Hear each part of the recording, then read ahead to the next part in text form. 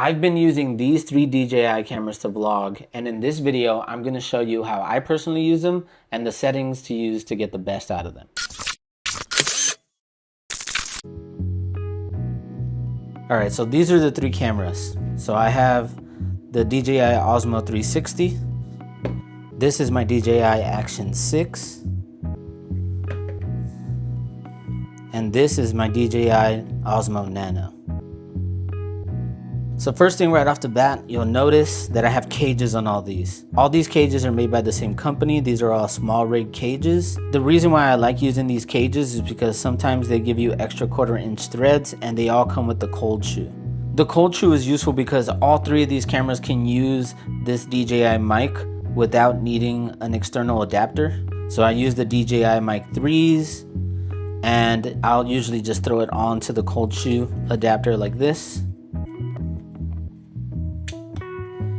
And then I'll just change the direction of the mic if I'm shooting forward, or if I'm choosing to film something while talking, I'll flip it around. Another thing that you'll notice is that all these have ND filters. The Osmo 360 currently has the Freewell ND16 filters on it. I have the 16 and the 32. The Osmo Nano has a 1:5 VND. I also use a black mist filter underneath the VND. It just softens up the images a little bit. And then on my Action 6, I use this Polar Pro 2:5 black mist filter, and I use it with the DJI macro lens. I should mention that there's no company that currently makes a VND for the macro lens, so I had to sort of like jerry rig my own, and I did that in a separate video, and I'll be linking it below. But this is basically a 49mm filter, and I use an extender with like some foam to add some tension around the lens itself, and it doesn't come off. As for my settings, I have the same presets on all three of these cameras. So I have one manual setting, one sort of like halfway manual auto setting, and then one full auto setting. So in the manual setting, that's set to manual exposure, 100 ISO, which is the lowest it can go, and 1/60th of a second shutter speed. The white balance, I usually keep it between 5000 and 5600. I have the color set to D-Log M, the aperture set to f2, and then the image adjustments set to -2 and -2. For what I'm calling the halfway auto, I have it set to a range of 100 to 800 ISO, and I have it locked at 200 shutter speed. There's a reason for that, and I'll go over that later. Same white balance, same D-Log M, same image adjustments. And for the full auto mode, I have the ISO set to 100 to 3200 ISO, and then the shutter speed is set to 1/200th all the way to its maximum. Again, I never go under 200th of a second if I'm using it in auto. Alright, after this point, the rest of this video is only going to be shot on these cameras.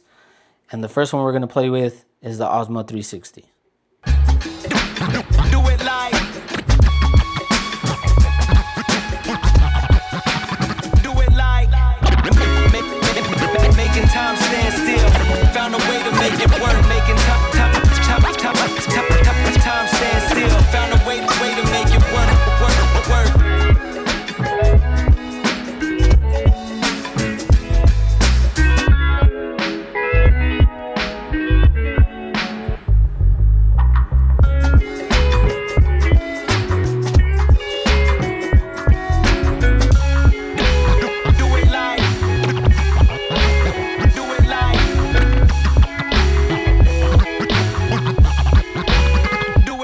Can I get a Melrose wrap, please? Let me do a 1/4 of your dark chicken, please. And that'll be it. Thank you so much. Thank you so much. You too.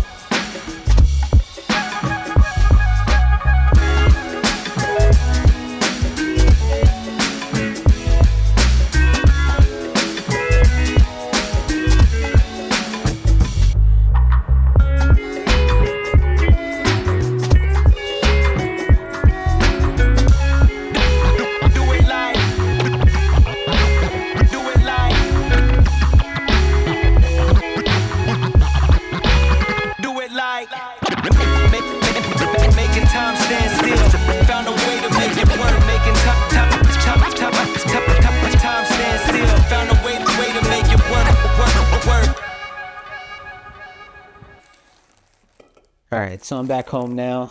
I have this camera set to single lens now, but I do think the best way to use it is in that small planet mode.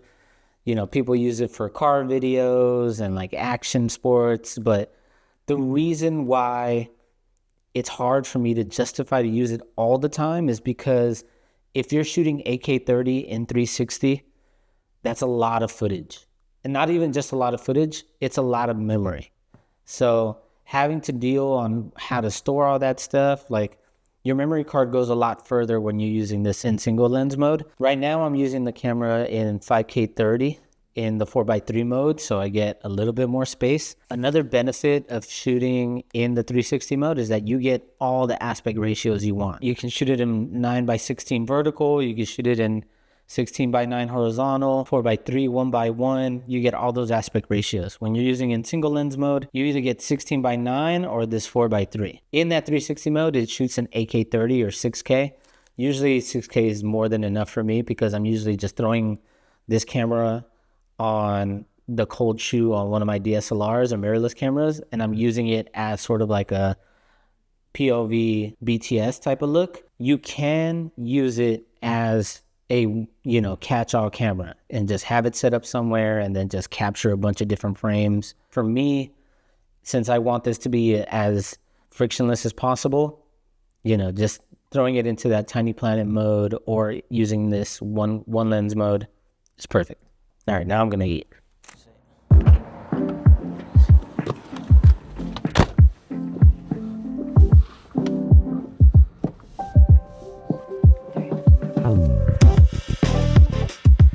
All right, the next camera is this little guy. So this is the DJI Nano. So this is what I believe is gonna be the future of action cameras. It's waterproof, it's light, it's durable, it's inconspicuous. I just think it's great for getting a bunch of different shots really quickly, and I'll show you that now. I guess the one bad thing about this is that I can't monitor the picture if I'm using the mic. So I'm assuming that it has one frequency that it's allowed to use that signal, and I guess the mic overrides the video. I'm assuming like a version 2 is going to be able to do both.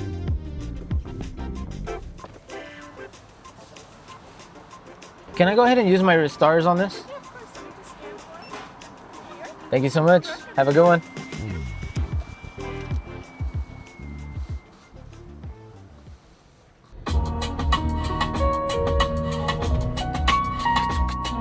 There's more than one way you should love me. Compared to how I take your soul. And never say it.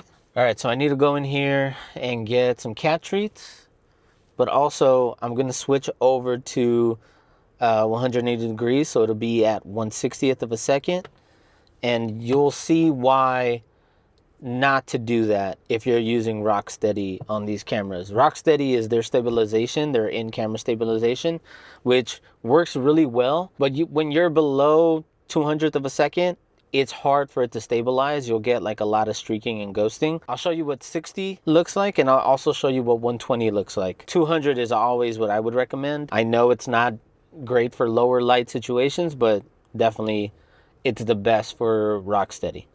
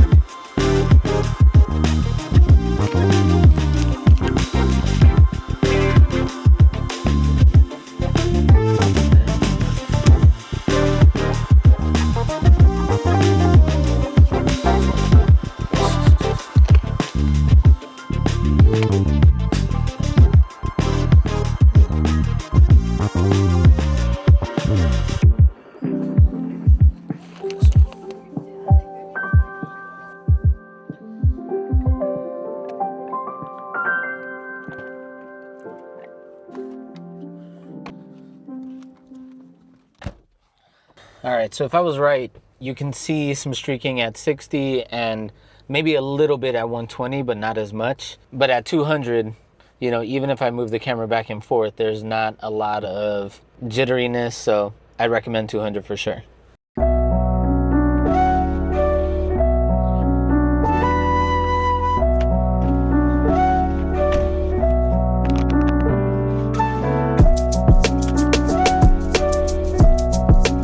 So now we're on the Action 6, and just to quickly point out some of the differences between this camera and the other two, this camera has a variable aperture. So I keep this camera locked on f2, which is only possible when you have the macro lens. A downside of doing that is that it's no longer waterproof, so it's a little bit less of an action camera. This camera can also do a 1:1 aspect ratio, and allowing it to shoot in that perfect square format just gives you better options if you're looking to use the same frame for vertical content and horizontal content. The one thing that I do have to keep my eye on when I'm using this camera, especially because 100% of the time I have the macro lens on it, is that I have to keep an eye on my focus. With this lens, I can adjust the focus between a macro setting and an infinity setting. And in between that, there's a vlogging setting, which I'm using now. And that's what I usually keep it on when I'm shooting these talking head shots. It's smaller than the 360, bigger than the Nano. Other than that, it performs similarly to the other cameras.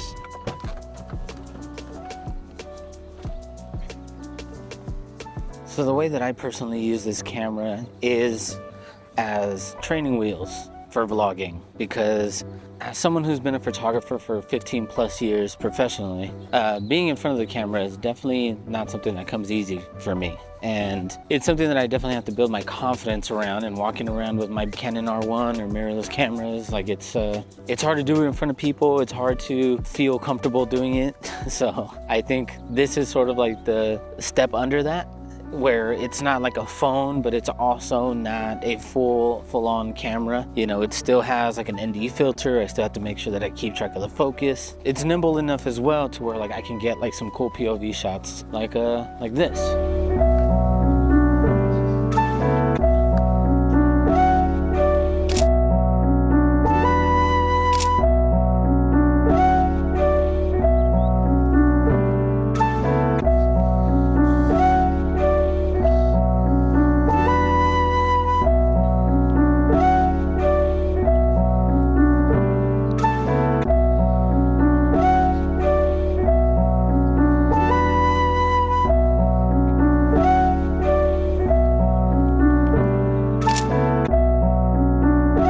I love coming to this park because it's never that crowded. It's 1 o'clock on a Saturday right now. There's no one here. The MLK monument is like completely empty. It's nice. I was able to get some good shots of the monument with the city in the background. If you want to get like a really good view of downtown, this is where you come. Kenneth Hahn Park right next to Baldwin Hills. And if you're into disc golfing, they have a pretty good disc golf course as well. So to show you guys how this macro lens works, I have this tiny Tabasco bottle. So I'm gonna set it to its minimum focus distance, which should be 4.3 inches according to the internet. So that seems about right there. I know this tiny Tabasco bottle is expired, but it's only in case of emergencies, you know, if I really need that spice. Plus there is a sense of curiosity that I'm like, what's it taste like now, you know? This is the vlog setting, which what I usually use when I'm doing these talking head videos. There is a little bit of separation back here, but it's not a lot. And then this is the infinity setting. So everything should be in focus after about 2 feet. Now I'm recording in all three cameras at their base setting. And I'm shooting right now in this, it's kind of hard to explain. It's like it's this sort of like, it's in a cross formation. So honestly, I feel like the DJI Constantine, but it's pretty cool. Like I think it works for this test. The purpose of this test is to show you guys what these images look like at different ISOs. So I'm gonna keep it at 60. I'm not gonna change the size of the image, but I am gonna change the ISO so you guys can see how the image changes as that ISO goes up. Right now, none of the cameras have ND filters. So according to everything that I found online, 100 ISO is where you get the cleanest image. Now next we're gonna try 400. From what I've read online on Reddit, people believe that 400 is sort of like the base ISO if you want to get the most latitude with highlights and shadows. No one's really tested this. There's no like numbers or graphs or charts to say that this is true. If only Gerald and Dunn was still doing YouTube, then maybe we would be able to find out, but I don't think that that's true. I think 400 is definitely still clean. I don't think you get a lot of noise here. Next, we're gonna do 800. So in 800, I think this is the sort of like safe max that you'll want to go if you want to keep a clean image. Obviously, you'll start to get a little bit of noise, but not too crazy. Still good enough for quality images. Moving to 1600. Okay, so now we're at 1600. I've had to throw on the ND filters now. So I have my light cranked up all the way to 100%. I have the ND filters on at 5 stops each. So I have the ND 32 on the 360, the black mist 1 to 5 VND on the Nano, and then the 2 to 5 black mist on the Action 6. So 1600 I will never shoot at willingly, but if you're keeping your camera on auto, I mean, I still think it's a pretty good image. I don't think like, it's not something that's gonna, you know, be too compromising at the end of the day. 3200 is the max that I have my personal auto setting set to. So anything over that, you might as well just go into night mode. Cameras like the Action 6 have one of the best night modes. They call it Super Night, I believe.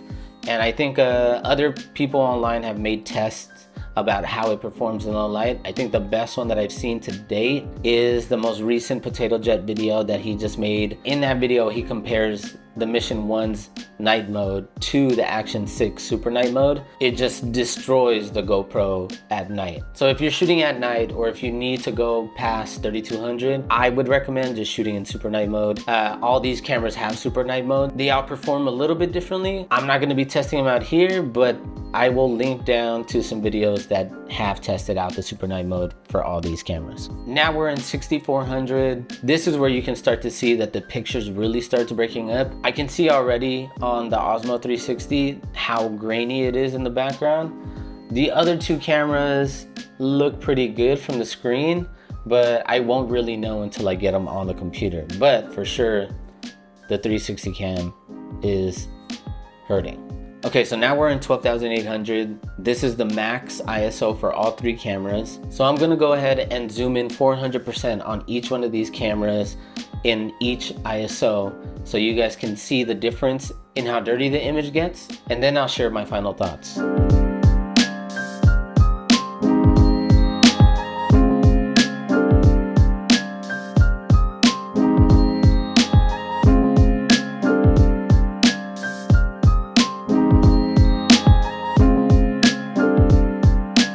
My conclusion about these three cameras: I use them each in different ways, but they each have their quirks, so I'll go through them real quick. So on the Insta360, we've talked a little bit about the storage, maybe the time consumption it takes to sort of reframe shots, also the amount of storage it takes to export the reframe shots, because you have to use DJI's Studio app on the laptop or on your phone to sort of like do all that reframing. You could do it in Premiere with a plugin, but since I'm using the ND filters, there's a setting on the app that allows you to stitch the images a little bit better when these are on there, and it doesn't have that feature on the Premiere plugin. So you end up having to export even more clips at 10-bit in full resolution, so that's even more storage. That's a downside of the 360 camera. The Nano has a lot less downsides, but when you're shooting on this thing and you fill up that 128 or 64 gig, whichever one that you end up purchasing, you need to transfer that onto the memory card by leaving it on its housing, and that takes a little bit to transfer, and then you can use it again by itself.